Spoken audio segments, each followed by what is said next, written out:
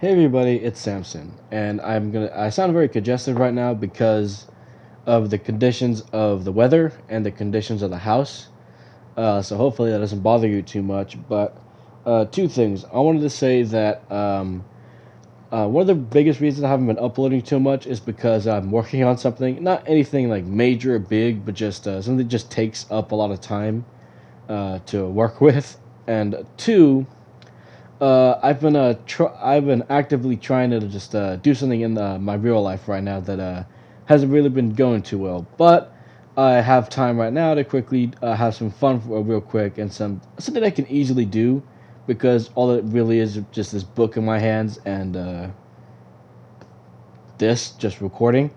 So I have this little book that I got from my father a long time ago called Manual to Manhood, and I wanted to read it to y'all and to give my take on it. If I disagree or agree with anything in the book, and I feel that in today's age, it is something important, even though it doesn't take a lot of effort to look into, and like anything masculinity, because we have this thing called the internet, which you can just look up anything you want. Then again, you can also look up anything you want and confirm any and all of your biases as well. So, well, whatever. I wanted to read this thing to you. It's only like a couple chapters, but I was very interested in this book specifically because although I have other books like How to Be a Gentleman and how to growing up with like the essentials to being a boy, uh, my this is so very specific. Like if you're looking at the book, like the book, I don't. Let me see if I can give you the thing. It says on the side, "The Manual to Manhood" by Catherman. Now, if you were to look at the cover of this book, it looks very bold. Not bold as in like the lettering. I mean bold as in like a specific design to capture your attention. And I feel like it's gonna be a controversial book that I wanted to look into. I have never read it. I know I told you my father gave this to me a long time ago, but I didn't read it because I hated reading for the longest time. But I've grown more fond of it. Let me see. I'm just gonna skip all the way to the first chapter. I don't care about introductions. Uh, Here, let us get to. Here we go. Wow. The first chapter, Women and Dating. Very nice. Here. It says, the beginning of this chapter starts with Women. We men discover a few things in the world that capture our attention quite like women. With so many men having the same focus, it's a good thing that about 50% of the planet's population is female. That means the odds are pretty good that you will run into a few ladies along the way who captivate you at levels you find it difficult to understand, let alone explain. Though men and women share 99.7% of the same genes, it is the other 3% or 0.3%, excuse me, that makes the difference between our genders such a great mystery. After this, the intrigue, the mix of emotions, hormones, and the coded way some girls talk. It is no wonder most guys feel totally confused about how to interact successfully with women. One minute it feels impossible to live without them, or sorry, to live with them. The next minute it's impossible to live without them. You can't stop thinking about her, yet you have no idea what she is thinking. What is a guy supposed to do? According to Dr. Les Parrott, who just so happens to be one of the world's leading relationship experts, you can get a degree in that. All right. So there's a three-part process to every man needs to practice if he wants to better understand how to be in a good relationship with a woman. All right. Number one, be self-aware. If you want to have a healthy relationship with anyone, especially women, you need to bring health to the relationship. Now that is very sound advice, I'd say. Are you the best man she can physically and emotionally, socially and spiritually be with? Asks Dr. Parrott. Your relationship, I love that name. Your relationship can be only as healthy as you are. This means you must be first aware of your own emotions, needs, and goals in life. So far, very good. Be aware of her. The most important thing you can do to build a healthy relationship is practice the skill of empathy. Empathy is a key to a strong relationship because it is the act of setting aside your own selfish agenda to consider her needs. What are her feelings, thoughts, or attitude? What are her hopes and dreams? What are her concerns and fears? What are her goals in life? Dr. Parrott goes on. Empathy is not an easy skill to master because the way men's and women's brains think are so different. Our heads are hardwired in ways that lead us to naturally think and act differently. This I kind of have a like a not a strong disagreement with, but I feel like it's been a misunderstanding or mischaracterization of men and women throughout the years. Now, as most of us know, men and women have been grow up very differently. I have lived with girls all my life, not sexually, but I just mean like I have sisters, and the way my mother and my at the time stepfather both reacted to both of us was very different. Now the stepfather one was different for a different reason. The mother one was different from just the way she was raised and the way she was taught to raise kids. And growing up, uh, anytime I did something stupid, it was always met with harsh enough punishment. Whenever they did something stupid, it was a little bit more reasoned out in the mom's eyes. Now you can like just build this up to whatever reason you want. I just think it's just the way that we were raised differently that leads us to be the way we are, right? So like I don't remember how true this is exactly, but I remember way back in high school. Actually, I met this guy in middle school, but way back in middle school, there was this guy. I don't remember his name. He was. I'm not gonna say his race. I was about to say his race, but he always claimed that he was straight. That he was always straight and he liked girls, but because he had two gay fathers, the specific household and the conditions that he lived in led him to basically act like a very fruity guy. So I have no idea how true that was. I have no idea if he was being joking. It sounded genuine when I heard him, but this if that is true, then that basically means that um, we're only really that socially different because we're basically told to be that socially different. If you want an example, here's a somewhat easy example. All my life, I've been told to not bottle up emotions, but to not let them out. At least not as loud as women are allowed to let them out, right? So when I get upset, like if I stub my toe and I'm like alone, like I will scream every fucking curse word in the fucking book. When I'm like out and about and I like stub my toe, it's like a and then I just hold it in. And then eventually it does dissipate over time of growing up and learning how to do this and practice with it. I've gotten so much better at just dissipating it when I need to. But like I said, when I'm at home, I am free to curse in every which fucking way I want. Now, women, now it's not every woman and every household in America is like this, but it's very common that women are told to not express their emotion like as hard, like as harsh and as openly, but they're allowed more leeway in how they can and will express their emotion. And this leads them to act, well, as a lot of people say, very immaturely. I've seen this so often. If a lot of women don't get what they want, they will lash out, especially in public.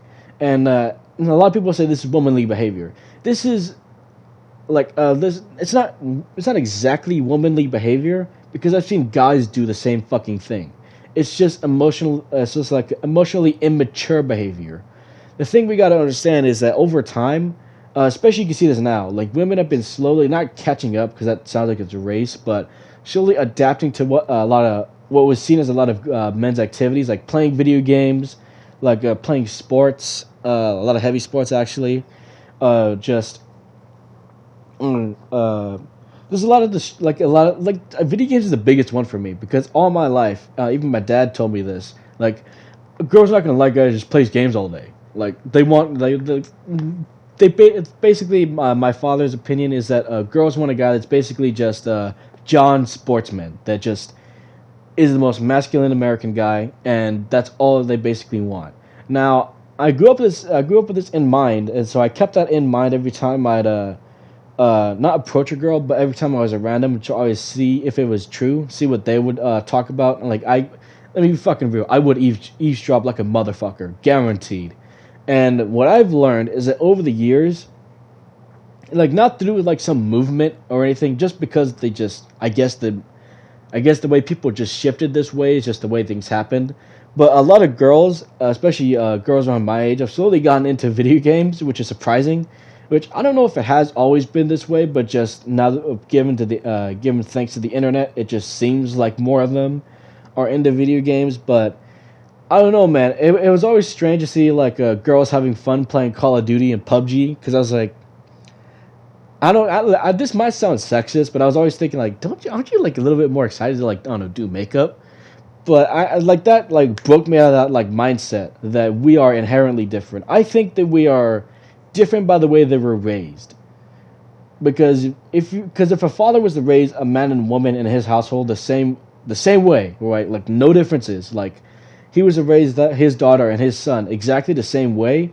When they mature and grow up, they're likely to be essentially the same person. Like not down to like the finite details of them, but you by a glance of their personality, you would guess that they are basically siblings, right? Like they were raised exactly the same. But if you're doing what my mom did, in which she basically raised me to be a traditional American boy and raised my girls to be traditional American girls, so my sisters be traditional American girls, then you would say that, yeah, I act like a guy and they act like a girl, because that's just the way things have just been for many, many years. But I've seen that nowadays everything's becoming not blurred, but a lot more homogenized with how people are starting to raise their kids, right? Raise them a little bit a lot similarly to each other nowadays. Even my mom started to do this, right? Like nowadays, she tells me like stuff like it's okay to cry in public because I remember I think I was telling her about something that like agitated me, and I was getting emotional, but I was just doing what I've been told all my life and what I have been practicing all my life as well, and it's holding in my emotions. Like I wouldn't cry, or at least I would do my best trying to hold in as much tears as I could, right? And she would honestly get upset at that and say, "Chris, it's okay to cry. It's okay to cry." And I would always hear her and say, in my head, like, I don't give a shit. I'm gonna hold this in as much as I can, just because it's the way I was been raised. Like she's trying to break like that habit now, but I'm an adult. That habit's already ingrained in my fibers. It's just gonna be who I am for the rest of my life now. But it's cool to see that a lot of parenting is changing nowadays. So I disagree with the statement. I think that nowadays it'd probably be maybe a little bit easier to get a date if you want, because a lot more people seem to be are homogenizing together, right? Um, I honestly do think that is probably thanks to the internet, as well as just overall parents changing throughout the years. Like this has always happened, like change in how parents have raised their kids. But then we read the quote again. Here, here. It is not an easy skill to master because the way men's and women's brains think are so different. Our heads are hardwired in ways that leads us to naturally think and act differently. It leads us to naturally think and act how we were raised, in my personal opinion. I keep saying opinion because I don't know this guy. I don't know if he is a doctor, and I'm not a doctor at all, not in the fucking slightest. But from what I have seen, and perhaps you guys can compliment this idea as well in the comments, but from what I've seen, it seems like it really has been all our lives. Women are different because they were raised to be different, and men are different because we are raised to be different from women. So, like I said, a lot of things are changing nowadays, so that is definitely one of them. And I'm very curious to see how dating life will be going forward. Um, Here, let's continue. The book continues. Excuse me. Correctly imagining her perspective will take time and practice. That is true. But the results include greater levels of trust and understanding. This strengthens the relationship, which makes practicing empathy well worth the effort.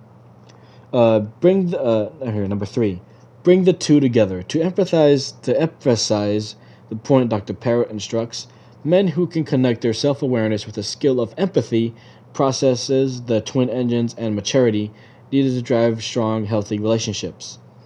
Dr. Parrott is right. Guys can find a way to better understand and interact with women.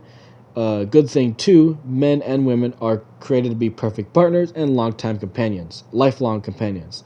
Learn what you can, so yet keep in mind not everything in life is meant to be understood. Some things are best valued when they retain a healthy level of mystery, women included. All right. I think that one's a good one as well. I've heard this a lot, and I don't know if this is this is also just tied to how we're raised, but I've noticed a lot that when every time my sisters are coming to me with a problem, because my the way I was raised, like right, like how most of us guys are raised. The second they said that they were coming to me with a problem, my immediate thought is, okay, what is the solution I can come up with to fix the problem? Now, what they actually meant was they were coming to me with something that they wanted to let off their chest, right?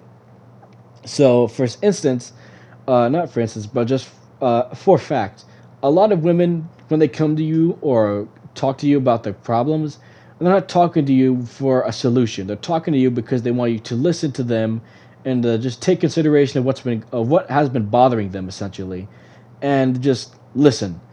Now, I don't think I have been a good listener as more as I've been trying to not even just for girls. Like, believe it or not, I would talk to a lot of women, but the ones that I have talked to, every time they came to me with problems, I my immediate thought in my head was, well, they're telling me that they're coming to me with problems. How can I find a solution to them? And I would always try to like give out like answers that I feel would be a good solution. They would always get upset. And I was like, what the fuck? Like, coming to me with an issue, I'm trying to fix the issue. If you want me to just listen to you, why didn't you just say that? Well, probably just the only way that I can imagine that can be fixed is just better use of wording, I guess. But essentially, the thing is the same. Just the way we're raised will always have an impact about us throughout the rest of our lives. And here, I just skipped the page. Let me go back to it.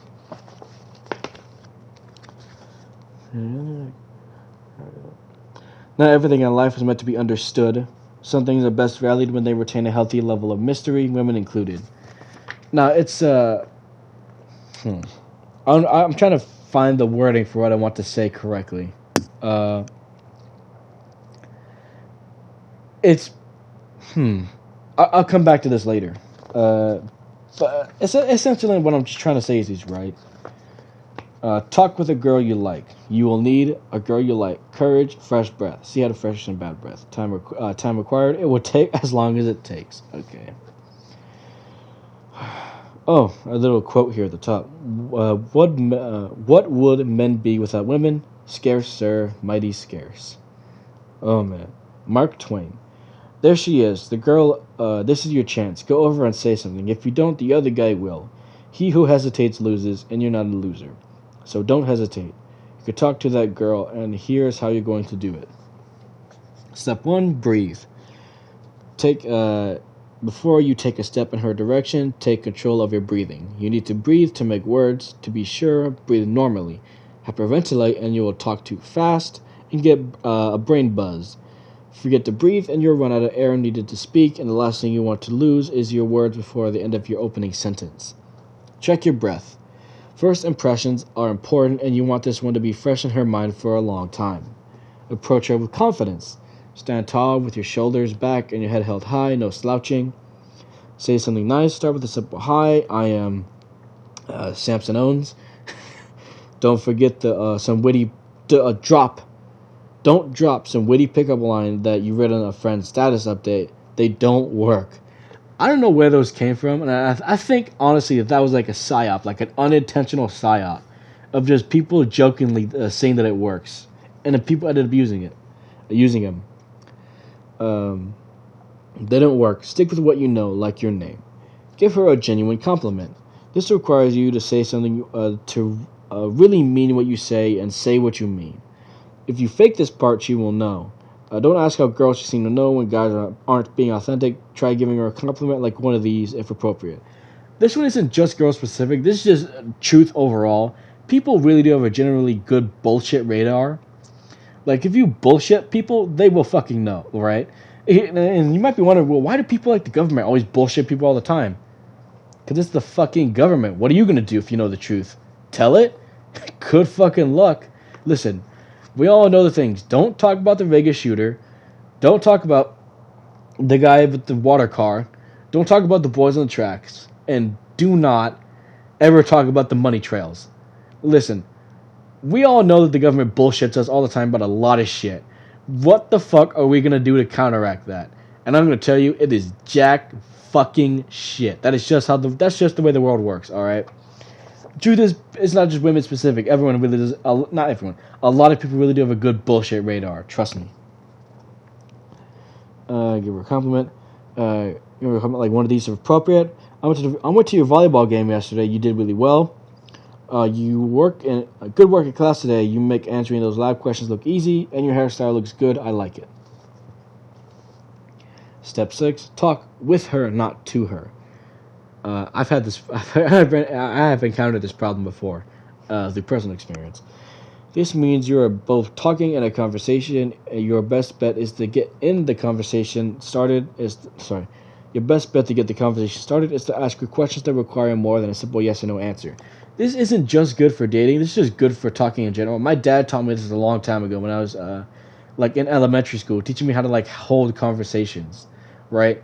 It's what like if it's like very specific to what you want answered, I'd say it's okay to ask questions that have a yes or no answer. But in general, if you want to have something like a healthy, cohesive conversation that has like a back and forth, it's good to ask open-ended questions. In general. I guess I know. Look for a conversation topic she would be interested in and talking about. Keep asking thoughtful questions and practice being a good listener. If she is into the conversation, she will also ask you questions. When she does, don't brag or go off topic or talk about yourself too much.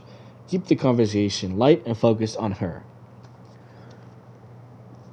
All sounds pretty good. End the conversation well. Wrap things up with a positive statement like, "It was good talking with you. I look forward to seeing you again soon." This is a good time to ask for her cell number. Off-topic thing. I loved it when anything like boomer related on TV was always try to predict what kids were doing, like in conversation. Like they never like none of these writers. Most of the time it's for jokes, for sure, which like that's fine. But I bet you there were still genuine like 80-year-old writers. They would always predict what kids are doing nowadays. And one of the funniest ones was like, "Oh, girl, I fucking love I don't fucking know, like your tits, girl. What's your email address? Or what's your TikTok?" Like I always love seeing that shit on television because it's fucking stupid, and I love it so much because it's not true. We still ask. I bet you we still do. We really do still ask for numbers. You would. Here we go. The next section. Invite a girl on a first date. You will need a girl you want to ask on a date with, confidence and fresh breath. Time required.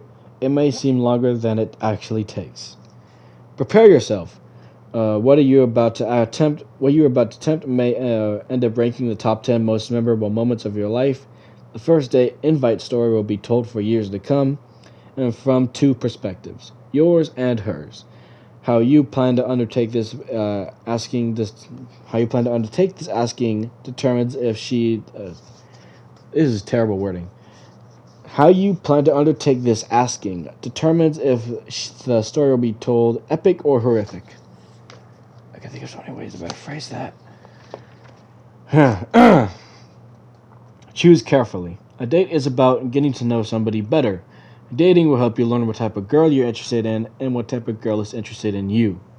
Pick an event. She is more likely to say yes to a date if you have a specific event in mind. Think of some things she would be interested in and doing with you. So, my dad told me this a long time ago, and he said that a lot of first date ideas, one of the best things for a first date idea is to not go on a movie. The reason being is that girls like talking. And the truth is that we all like talking, but on a date, the point is talking. Basically, the point is enjoying your time with them and learning about them, and then with you, right? And what are you supposed to do in a movie? Sit still, be fucking quiet, and enjoy the movie. And listen. I know that a lot of people like to go on movie dates, and I see that's probably good for when you're like an already established couple, so that it's less about learning about your partner and more just hanging out with them. Which in that case, if you're at that point of the relationship, I'd say it's probably good to go to a movie because it's just hanging out with them, enjoying a movie with them. But if you're going out with someone up for the first time, you should probably consider learning about them. Therefore, not going to an experience that's all about enjoying the the experience than the other person around you, right? And here's something off topic. I don't remember what movie it was. We were at a movie, and there was this foreign couple. I know this sounds racist, but listen, they were speaking like hard Russian, and they were just talking to each other left and right, loud enough for us to hear, and it pissed me off so bad. Like any American superialism, there was like very quietly in my brain was actively conscious throughout the entire movie because they just wouldn't shut the fuck up, and they annoyed me so bad. So, and yes, we did do something about that. We called staff and had them basically shut up and essentially leave. So you know what? Fuck them. All right, they're ruining the movie experience for everyone. Pick an event, of course. Finish that one. Plan your transportation. Avoid long rides as they are not usually first date friendly. Keep in mind, now I know that this isn't this isn't overall. This is a very women specific, and trust me, it is. When a girl goes on a first date with you, she is essentially entrusting you at that point, right? And what I'm trying to get at is don't make yourself come off as creepy. In a long ride, when you're like, let's say you for some fucking reason you choose to go on a first date like out of the fucking state or like out of the city, that is a long drive of just.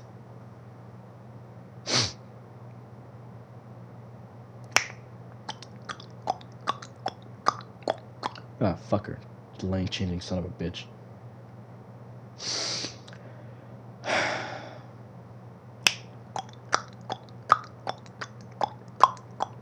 Is this guy gonna let me get in that fucking lane? Oh, do you like music? It's just a lot of awkward silence in that long ride, right? And you will come off as creepy to her. And now, why is that a bad thing? I don't know. Probably because a lot of girls get hunted for being girls. Who would have fucking guessed that they don't like creepiness? So please do something close by. Thankfully, nowadays, more and more girls are starting to enjoy fast food dates. Like, I don't know, taking her to a McDonald's because, listen, those chicken McNuggets are good, all right? Or taking her to Popeyes because, let's be honest, like, here in the South, we all love fried chicken. Who doesn't love fried chicken? I tell you who doesn't love fried chicken. Fucking racist. I said it. If you don't like fried chicken, you're fucking racist. Now, step 4. Plan your ask. Give her at least 2 to 3 days between asking and when you plan on going out. If you want the date to be on a Friday, then ask her on Tuesday or Wednesday. She may need to ask her parents of an anticipation, as half is the fun of a good first date. Now, I'd say this is good if you're in like high school. But if you're like me and you're an adult, I doubt you really need her parents' approval. And here's something let me put the book down real quick. All throughout humankind, ever since the first animals that went from to hi, ever since the dawn of fucking humanity, it has essentially always been, make sure you get the parents' approval before going out. I'm gonna ask you a question, and I know you know the answer to this. When have the parents' approval ever meant shit to the girl? You and I both know damn well that question is bull fucking shit. Every fucking girl I've ever met, and I've been with not been in a relationship, but I've talked to 2 girls that have gone on multiple dates before that I know of, right? And both of them essentially, one, they didn't even ask their parents for permission, right? They just went out on dates, right? So step 1 of your word as a parent means fucking shit to your kid. Step 2, not step 1, but just fact 1. Fact 2 is that when I remember, I think one of the girls was telling me that like she told her parents didn't approve, and she still went out with him. So also, fact 2 of your word doesn't mean fucking shit to your kids. So I know every fucking book and manual in the world about dating always has this, whether it be for like just like some sort of requirement. But let me tell you, jack fucking shit. This rule means jack fucking shit. As long as you're like okay enough for her, you got the bag, all right? Like, what the fuck are the parents exactly gonna do? Be creepy and like well, for their daughter, it's not creepy, but just be like, I don't know, have like a tracker on her and then just see that she's going out on a date. Like parents can and have crashed parties before just to get their daughters out of dates, but this does lead to like resentment between the kid and the parent, and also it means she's not going to tell you next time she's on a date, so that's just fucking yourself even further. So, like, I know this isn't every book, but I'm going to tell you, for good or for worse, and I honestly think it is just for worse, kids don't give a shit what their parents tell them, especially if it's for approval. Let's be fucking real. Alright. Here we go. And step 5, ask her out. Timing and approach is everything. With confidence, describe your plans and ask if she would like to join you. Always ask her in person. Never ask a girl out with text. Also, as well as other climates changing, I think this also is another aspect of social climate that's changing, since all of us, let's be honest, all of ours, like generations, probably grew up with technology. Who would have guessed? And I've seen it where a lot of girls are starting to accept more and more dates from text, which I've always found strange because, yeah, I've always found it strange because it's not traditional mostly. But I don't know, man. I've always just found it weird. I'm just gonna say it. I've always just found it weird to just ask someone on a date or break up through text. I understand breaking up through text, but it should not be a thing you should support, right? Breaking up through text is really, well, from the guy's perspective, it's really cowardice. From a girl's perspective, I'd say it's probably sound judgment, especially if you're breaking up for something that you don't like about the guy, like maybe he's violent, and that might be a good idea to break up over text. I'm just saying. Might be a really good idea to break up over text if he's violent. Here we go. Here's a little end quote. Wise guy. There is no guarantee that she will say yes to a date with you.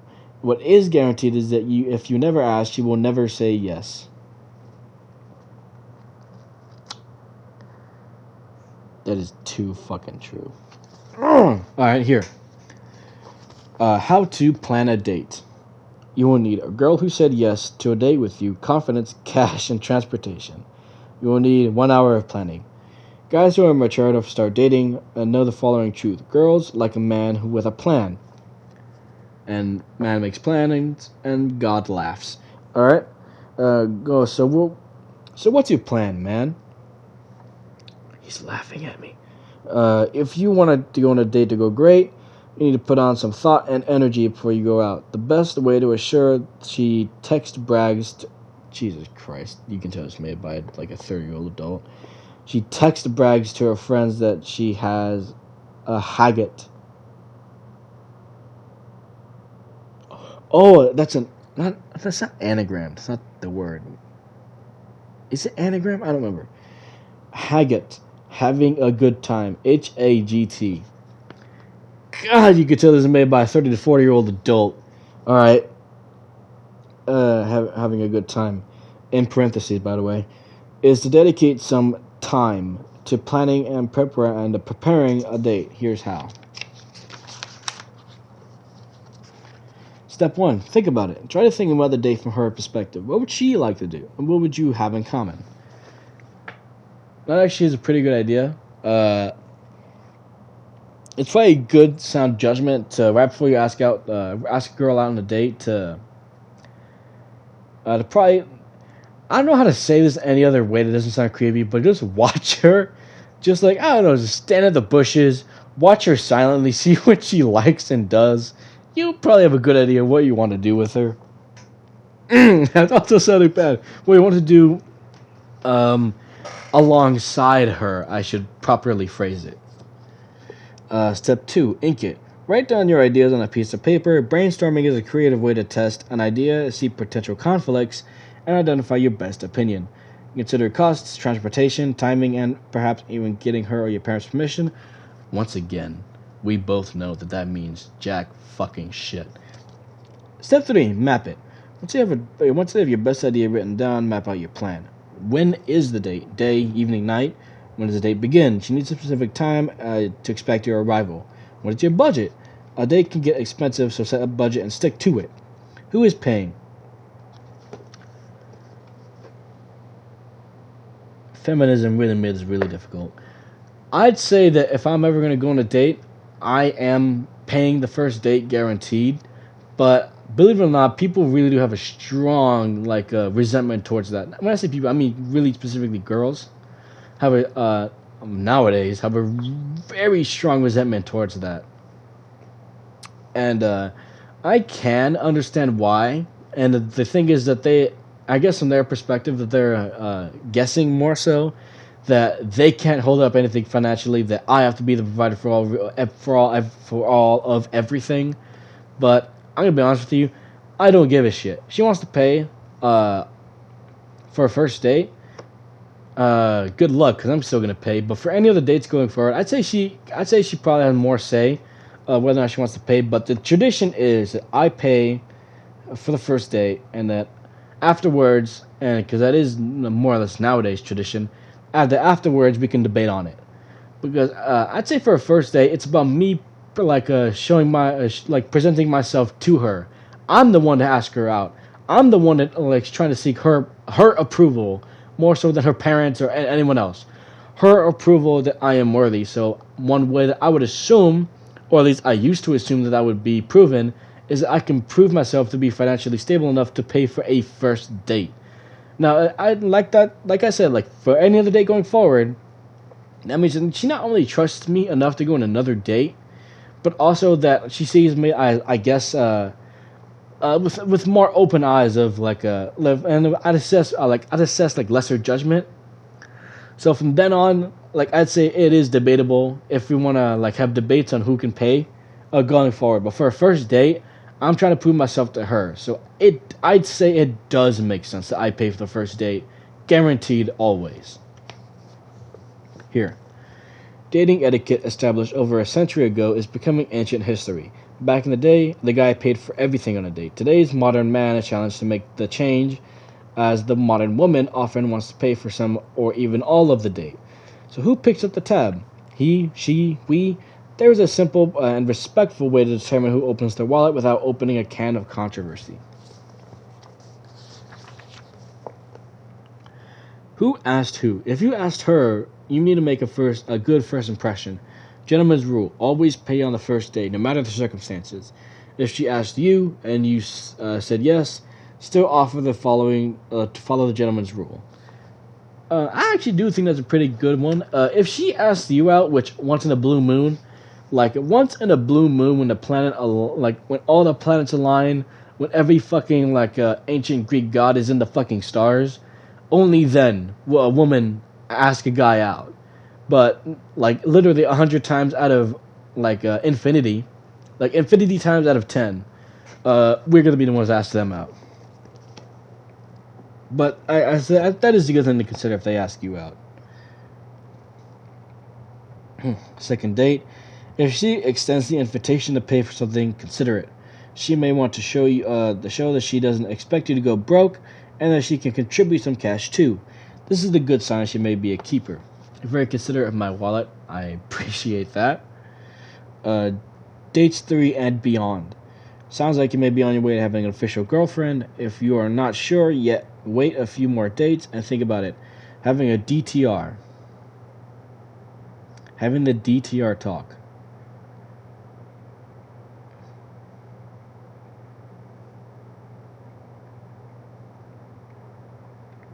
The fuck is a DTR?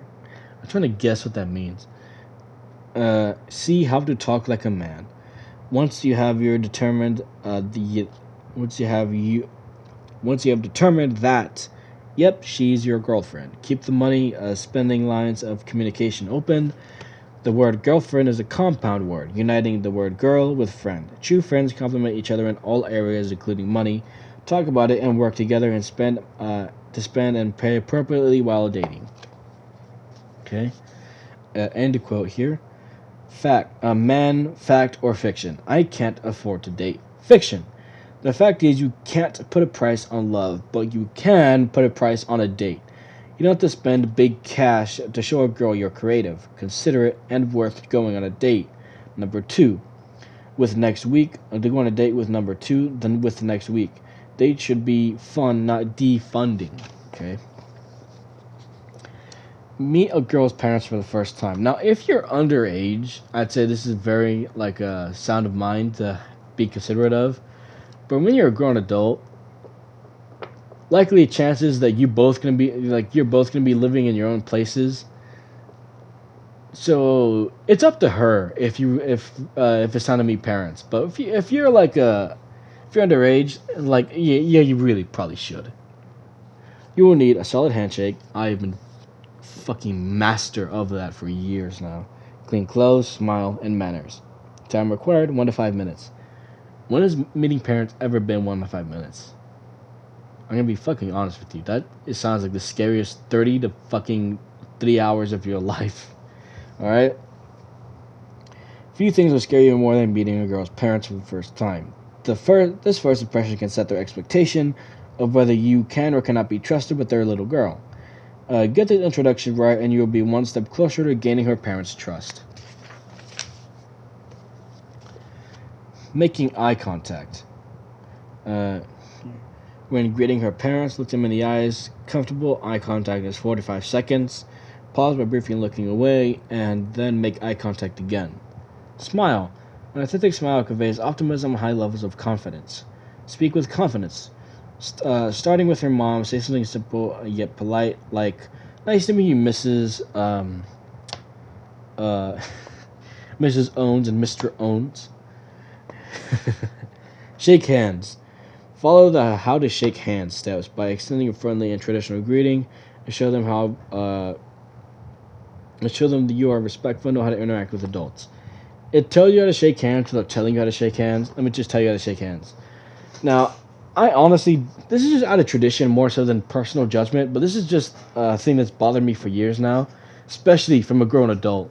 When I shake someone's hand, I go through the little amount of effort it is to just have a firm grip, in which what that basically means is just use the hand muscles of your hand to fully feel their hand and press on it just slightly, not squeezing.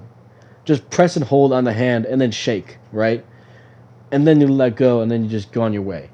It honestly does bother me when I'm meeting with a grown adult. And this has happened before. I'm talking with a grown adult and then we shake hands. And I do this minimal effort to just grab and press his hand. And his hand shaking back to me is in the only way you can describe it, a dead fish.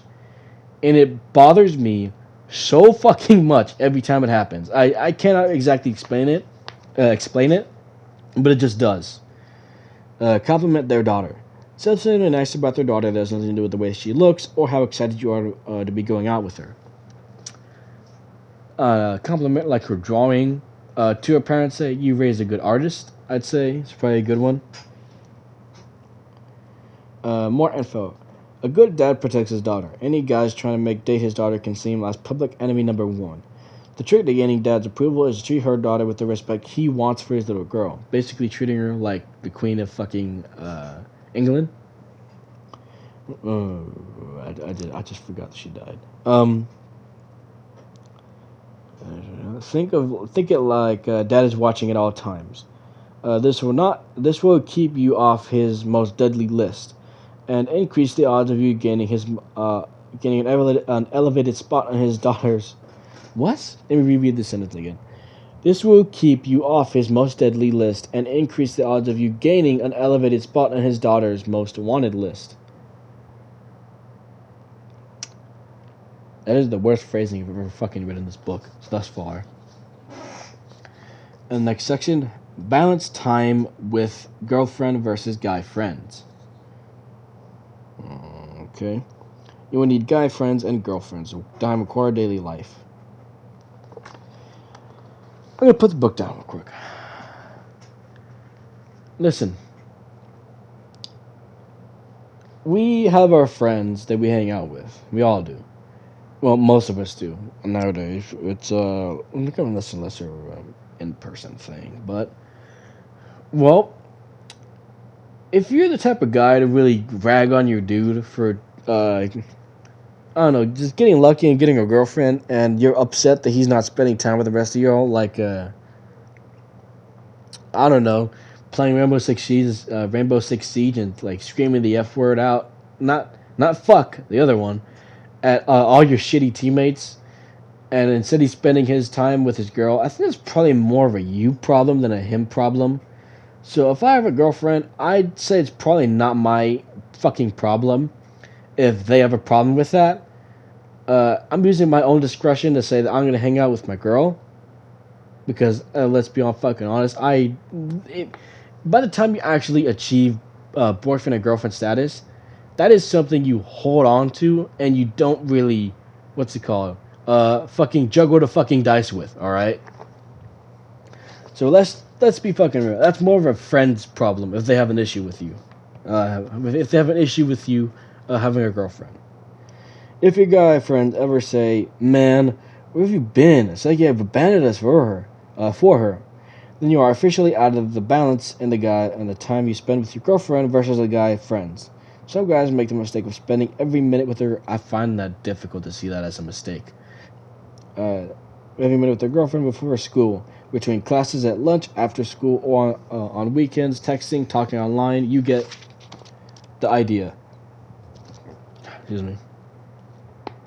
Simply put, men know balance is best, and here is how you can show your guy friends and girlfriend they're both an important part of your life.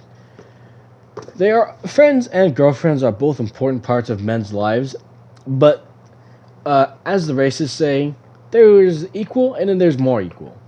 Now, a girlfriend is more equal of your time than your guy friends. That is just, in my opinion, fact. Because guy friends, like, they have your back for a lot of things, but the girlfriend is the one well, if you're a fucking guy with high standards and honor, the girlfriend is going to be the one you're going to be trying to achieve that perfect life of waking up to her every fucking day of the fucking rest of your life. And your guy friends are going to be the guys you call to, like, go and hang out with, like, once you wake up, you brush your teeth, and, like, I haven't seen Matt today. Should probably go bowling, right? But, like, the girlfriends be the one that you hopefully get to spend the waking moment of every other day, not every other day, but every day of your life with. So it's very much more important, in my opinion, to be spending, like, your conscience and your effort keeping that tight as you can. Here we go. Step 1. Don't smother. Don't smother each other. I've never actually seen the word smother written before. I kid you not. Don't smother each other. The fastest way to drive a girl away is to take up all her free time. The truth is, in the old saying, absence makes the heart grow fonder. I'm trying to see if I can poke holes in that. If you're that clingy, then understand that you are that clingy, and understand that if your partner doesn't like that, then it's up to your discretion if you want to stop it. But if your partner really doesn't have a problem with it, of you being so clingy, then I guess it really isn't anybody's problem then. Just something to keep in mind. Plan time together. Once a week, take the time. I don't know why that has like little dots in it. It's just T.I.M.E. It's not giving me like the parentheses of what that's supposed to mean. It just says time. Does that mean like time? T. Tiananmen Square. I. Iraq. M. Monstrous something. E. Why is it? I keep thinking the word is anagram. I don't think that's the word. Anagram is like when you have a collection of letters and you try to make a word out of it. What's the fucking word for when it's like just a word, but you have the periods in there to emphasize that the letters mean a different word that leads up to like the whatever. Plan time together. Once a week, take the time to plan a day with your girlfriend. Just the two of you. A date doesn't have to be grand or expensive. Think fun. See how to plan a date. Mix it up. You should be able to hang out with both your guy friends and your girlfriend at the same time. The equally sharing with time within a group of friends is a sign of maturity. I honestly think that's a sign of immaturity, because girlfriends aren't just like your friends for like fun. It's essentially your responsibility to keep up the relationship more so than it is a responsibility with friends. Because a friend's not a responsibility to be friends. It's not a responsibility at all. It's more of like I just want to have friends, so I have friends. But with girlfriends, it is a responsibility to keep that relationship healthy. And I do keep emphasizing this, that it is likely, in my own opinion, to be more conscious of keeping that relationship closer to you than friends. Now, that does sound like betraying your friendship, in which to an extent it can be. But listen, like I keep saying, friends can always collage and disappear over time. Like all throughout my school life, I've had many friends that come in and out throughout my school life. But for a girlfriend, you kind of really don't want it to be so many people throughout your life. You probably really do just want to stick to one person, have that be your person, and like vice versa, right? So like I said, in a cold hard fact, I do think it is more important and more mature of you to consider that relationship with a lot more consideration than your friend group, in my honest opinion. Here, mix it up. Step 4: plan time apart. You have your friends and she has hers. Maintaining friendships that were formed, BG, before girlfriend, Jesus Christ, is important to your social health. Treat your friends right and they'll be your AG after girlfriend. Motherfucker, that is so shit. That is so bad. Alright. Man, fact or fiction? Bromance. I don't know why that has to have a dash in it. Bromances come before romances. Fact: if you are planning on living with your best guy friends for the rest of your life, then yes. Choose your bros first. If not, then the hoes later. Fiction: the fact is, true bros are good for now, yet one day you'll have a very special lady and will choose to get married and put each other first over all others. Exactly what I've been fucking preaching. Respectfully breaking up with a girl. You will need empathy. See glossary. Alright. Quiet, semi-private to private location. Time required 30 minutes. I'm sorry. I've never had a girlfriend, and I fucking know, like, instinctually, it is not a 30-minute session. That will be either an hour or the rest of your fucking life, as you or her keep coming back to each other and bringing it up. Alright? Not 30 fucking minutes. That is the best breakup in human history. 30 minutes. This may hurt a little. A little? Actually, this might hurt a lot. Either way, it must be done. How do you go about breaking up with a girl when you think she's a good person, but it's not a good match for you? Fun fact: this may sound mean, because a lot of girls and a lot of guys may think I'm not good enough for them, but it may just be something like you bring out like some sort of aspect in them that they don't like, right? It's a sort of aspect in them that they might not find worthy for being in their lives consistently. So that might be a very good, and that actually is a very good reason to break up with someone. But you do see this quite a few often more times than likely necessary. People just breaking up just because I don't know, they just get bored or they get scared of settling down, which that sounds more of a them problem than it is a yours. This may hurt a little. This may actually hurt a lot. So how do you go about breaking up with a girl when you think she's a good person? For you, you are closer to knowing the answer than you may think. Consider this: respect her as just as you would want to be respected. Treat her as you want to be treated. If she were the one ending the relationship, consider your words. Know what you say before you talk with her. Practice if you need to. Pick the place. Decide whether you want to talk with her in person, face to face, or private enough that she can avoid the embarrassment of other people witnessing her. This is going to take some consideration, specifically, especially if you're the guy breaking up with her, especially if you're the guy breaking up with her, because keep in mind, women, they may trust you a lot to date them, but don't forget that in the back of their heads, if you ever act so weird that is not in your mind, that's not in their mind, right? That you might be trying to murder them if you get too emotionally upset, right? So if you're gonna pick a location to break up with a girl, I'd say pick a location like close enough to civilization that they don't get too scared that you're gonna try and put them in a dumpster, but yeah, not in public because that sounds like to them that you're setting them up for societal failure, right?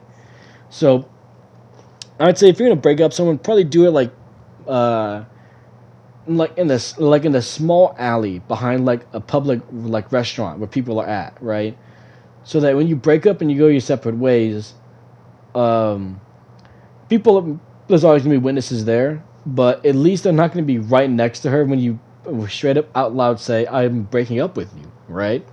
But not so far away that it can be so easy to just put her out of her misery, right? Keep in mind, like I keep saying, they may trust you to date her, but don't forget that we are men and we do have a history of this shit throughout all of history, right? That it is not in their minds for a second that if you act weird or strange, that might not come up in their heads because it will, right? It will. It's just a matter of years of breaking that fear and getting her out of her comfort, extending her comfort zone, I should say. Timing is everything. Seldom there is a good time to break up, but don't make the situation worse by ending things right before or during an important event. This is the tricky one because this relies heavily on not only you as people, but also just the circumstances of just life, right? So, like, if you're gonna plan to break up with someone and they're just about to like let you meet their parents, it's probably a good sound of mind to break up with them before that you meet their parents. Because if you do, then not only are you still gonna have to require the good etiquette of being a good guest, which may end up to them liking you, but they're gonna hate you the next day because you're gonna break up with her right afterwards. So it really does depend on the situation. Use your own discretion, of course, but yeah, that's a very tricky one that I don't think there is a simple answer for. Respect her feelings. She may be good. She may respond with sadness, tears, surprise, frustration, or she may even get mad or and hurl accusations at you. The only person that you can control is you. That is so true. So keep your cool and let her respond as she chooses, and respect her feelings. Keep it positive. Uh, Keeping it positive to her may sound like you're trying to I don't know, sweeten sweeten the tension, which a lot of people don't like, and when something's supposed to be like this, keep it serious. I should say, keep it serious, keep it dead center, keep it. Just don't bullshit. Do not pussyfoot around. Keep it straightforward. Uh, Keep it positive. Following your breakup, only speak of the good aspects of your relationship. You two shared the good times, so honor these good memories and talk publicly about about the positive. If you don't have anything good to say about her, don't say anything at all. Did you know? A Neil Cicada 1962 song "Breaking Up Is Hard to Do" and hit number one on the Billboard top 100 since its debut. Last century, the Heartbreak song has been recorded by more than 32 professional artists. It just goes to show that time doesn't change the fact that breaking up is hard to do. True. And then we go into chapter 2, which I will do tomorrow. Social skills and manners. So that's the end of chapter 1. So far, what I think of it is it's a very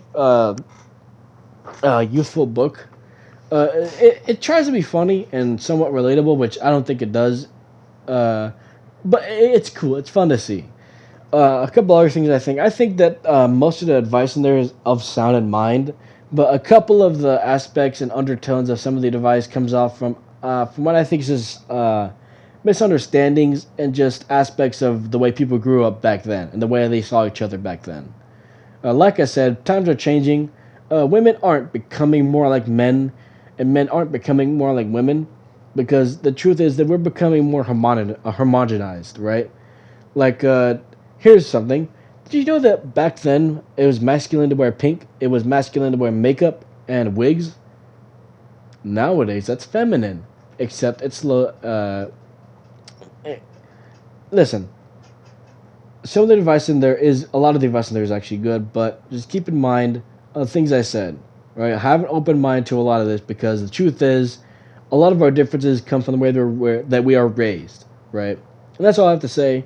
I thought it was a fine chapter. I'll see how the next one is, and I'll see you guys later.